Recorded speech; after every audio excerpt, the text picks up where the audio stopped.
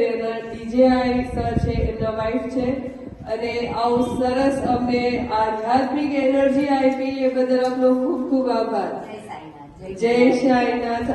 છોકરાઓને બધાને શિક્ષણનું નોલેજ બધા આપે છે, પણ જે તમે જે સાંઈ બાબાનું જે આધ્યાત્મિક નોલેજ આપ્યું છે અમારા છોકરાઓને, કે જે એનામાં અલગ જ એનર્જી અપાવી છે તમે, એના બદલ અમે સાંઈ પરિવાર તમારો ખૂબ ખૂબ આભાર માનીએ છીએ મેડમ. અવારનવાર અમારી સ્કૂલે આવો. હા, અને તમારો મેડમ અમારા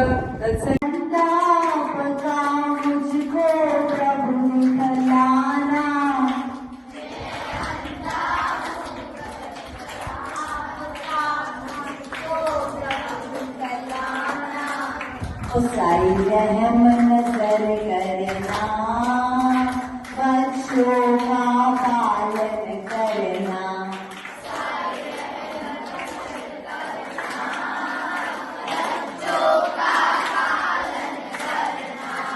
बाबा की रहम नजर करना, बच्चों का पालन करना,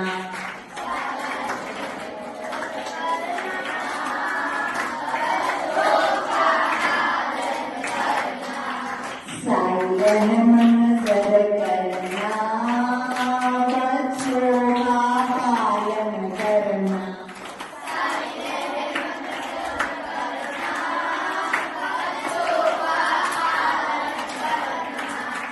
साई रहम नजर करना,